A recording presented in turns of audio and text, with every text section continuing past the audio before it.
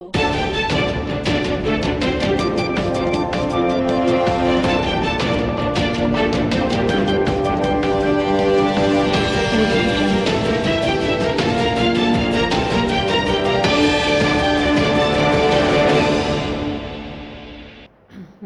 જિલ્લાના વિસનગર ખાતે આજની ઘડી તે રણિયામણી ભજન સંધ્યા કાર્યક્રમમાં ઉપસ્થિત રહેલા ગુજરાતના મુખ્યમંત્રી શ્રી ભૂપેન્દ્રભાઈ પટેલના હસ્તે સામાજિક વિષયો પર ભજન સ્પર્ધાના વિજેતાઓને સન્માનિત કરાયા હતા.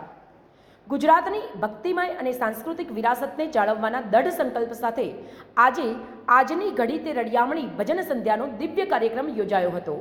મુખ્યમંત્રી શ્રી ભૂપેન્દ્રભાઈ પટેલ આ પ્રસંગે જણાવ્યું હતું કે વડાપ્રધાન શ્રી નરેન્દ્રભાઈ મોદીના જાહેર જીવનમાં 24 વર્ષ પૂર્ણ થવા નિમિત્તે આપણે જે વિકાસ સપ્તાહની ઉજવણી કરી રહ્યા છીએ તેનો મૂળ મંત્ર વિકાસથી વિરાસતને સાકાર કરવાનો છે. મુખ્યમંત્રીએ ભારપૂર્વક જણાવ્યું કે ભજન અને ભક્તિ આપણી વિરાસત છે.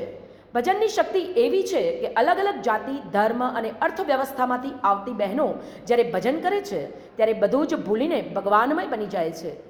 આ ભક્તિની ખરી તાકાત છે.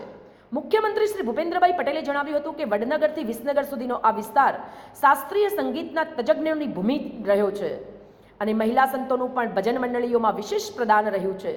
તેમણે ભજનના મહત્વને સમજાવતા કહ્યું કે ભજન માત્ર આત્મ સાક્ષાત્કાર જ નહીં પરંતુ વસુધૈવ કુટુંબકમ એટલે કે સાથે મળીને રહેવાનો ભાવ જન્માવે છે.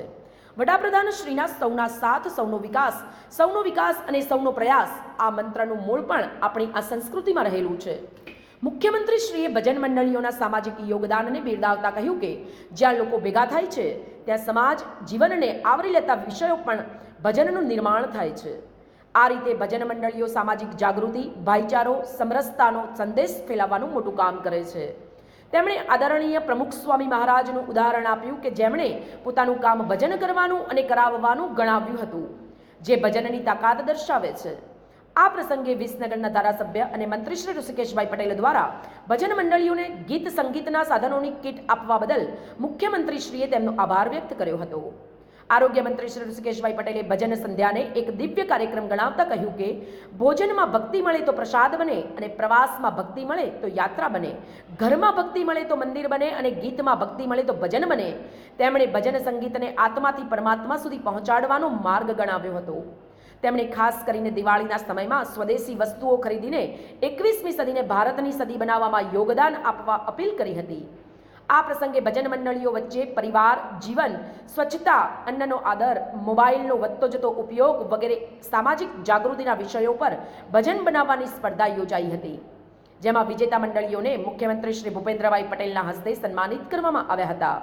આ ભક્તિમય કાર્યક્રમ સાંસ્કૃતિક પ્રવૃત્તિઓ વિભાગના મંત્રી શ્રી મુળુભાઈ બેરા તેમજ જિલ્લા પંચાયત મહેસાણાના પ્રમુખ શ્રી તૃષાબેન પટેલ, મહેસાણા લોકસભાના સાંસદ શ્રી હરિભાઈ પટેલ, રાજ્યસભાના સાંસદ શ્રી મયંક નાયક, મહેસાણાના ધારાસભ્ય શ્રી મુકેશભાઈ પટેલ, ખેરાલુના ધારાસભ્ય શ્રી સરદારભાઈ ચૌધરી, વિજાપુરના ધારાસભ્ય ડોક્ટર CJ ચાવડા, ઊંઝાના ધારાસભ્ય શ્રી KK પટેલ, બહુચરાજીના ધારાસભ્ય શ્રી સુખાજી ઠાકોર, કડીના ધારાસભ્ય શ્રી રાજેન્દ્રભાઈ ચાવડા, અગ્રણી શ્રી ગિરીશભાઈ રાજગોર અને સુશ્રી વર્ષાબેન દોશી, ગુજરાત સાહિત્ય એકાદમીના અધ્યક્ષ શ્રી ભાગ્યેશ ઝા અને મહેસાણાના કલેક્ટર શ્રી SK પ્રજાપતિ અને જિલ્લા વિકાસ અધિકારી ડોક્ટર હસરત જૈસ્મીન સહિતના મહાનુભાવો અને મોટી સંખ્યામાં ભજન મંડળીના સભ્યો ઉપસ્થિત રહ્યા હતા.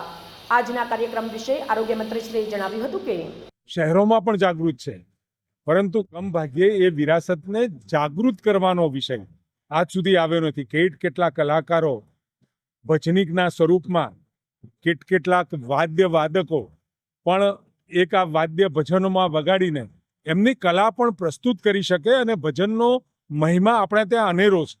એ મહિમાને ઉજાગર કરવા માટે આજની રાત રઢિયામણી એ ભજન સંધ્યાનો કાર્યક્રમ વિધાનસભા વિસનગર વિસ્તારમાં રાખેલો હતો અને તમે પણ જોયું કે જે બહેનોનો ઉત્સાહ હતો અને પરમાત્મા સાથે લીન થવાની વાત સંગીતના માધ્યમથી, એક સંગીત તનને ડોળાવે અને આ સંગીત, ભજન સંગીત એ મન અને તન પરમાત્મા સાથે એક કરે એવા સંગીત સાથેનો આ કાર્યક્રમ હેમંતભાઈ ચૌહાણ મુખ્યમંત્રી શ્રીની હાજરી, મુળુભાઈ બેરાની આમાં એમના વિભાગ દ્વારા મદદ અને આ સુંદર કાર્યક્રમ આજે વિસનગર મુકામે સંપન્ન. સમાચાર અને જાહેરાત માટે સંપર્ક કરો પ્રકાશ સોની 94 294 35 034 અલ્પેશ બારોટ 93 774 26 544 વિસનગર કે ન્યૂઝ।